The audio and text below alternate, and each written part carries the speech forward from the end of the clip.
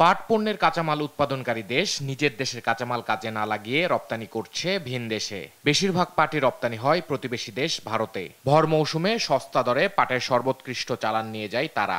বাংলাদেশের জন্য পড়ে থাকে নিম্নমানের অংশ। এ এক বিরল ঘটনা।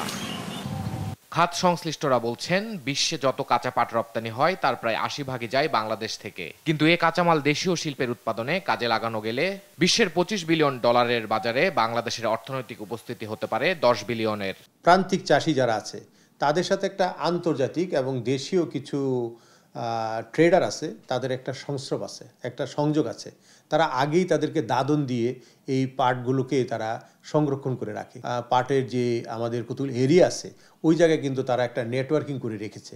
এই নেটওয়ার্ককে ভাঙতে হবে। এই অবস্থায় পাট নীতি ঢেলে সাজানোর আহ্বান ব্যবসায়ীদের। আমাদের পাট নীতিটাকে ঢেলে সাজাতে হবে। আমাদের কাঁচা পাট এবং এই কাঁচা মালটাকে আমরা নার্সিং করে এটা থেকে আমরা পণ্য বৈচিত্র্যকরণ করে ইকো ফ্রেন্ডলি বায়োডাইভার্সিবল যেই পাটের যে ক্রেজ সারা বিশ্বে এসেছে এটাকে আমরা কাজে লাগাতে পারি। পাট থেকে ব্যাগ, পোশাক, পাটের পলিথিন ও ঢেউটিন সহ ভালো মানের কার্পেট তৈরি সম্ভব। কিন্তু পাটকে শিল্পের রূপ দেওয়া সম্ভব হচ্ছে না বলেই বৈদেশিক মুদ্রা থেকে বঞ্চিত হচ্ছে দেশ।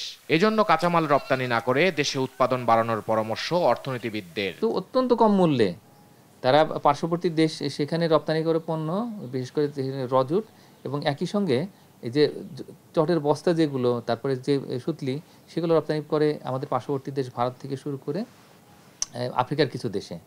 এবং আফ্রিকার দেশে যখন পাট পণ্য রপ্তানি করা হয় তখন সেখান থেকে অনেক সময় দামও পাওয়া যায় না, তার কারণে খুবই নিম্ন মূল্যে সেই এই পণ্যটা রপ্তানি করা হচ্ছে। যার ফলে পাটের যে ব্যবহার, সেই ব্যবহারটা আমরা আসলে তেমন কিছু করতে পারছি না। পাট পণ্যের জিও টেক্সটাইলে বাংলাদেশ পিছিয়ে, বিপরীতে এগিয়ে যাচ্ছে চীন, ভারত। এজন্য প্রয়োজন পাট ও কারুপণ্যের রাষ্ট্রীয় পৃষ্ঠপোষকতা। তারা অনেকেই আসলে ব্যাংক থেকে ঋণও পান না যে তাদের ব্যবসা পরিচালনার জন্য। তো নানা রকম বাধার শিকার হন তারা। অনেক নারী উদ্যোক্তা রয়েছেন যারা পাট পণ্য উৎপাদন করেন। তাদের এই বিভিন্ন রকমের লাইসেন্স ফি থেকে শুরু করে তাদের যে বিভিন্ন ভ্যাট, ট্যাক্স, এগুলোর কারণে অনেকেই আসলে এই ব্যবসা থেকে বিমুখ হন।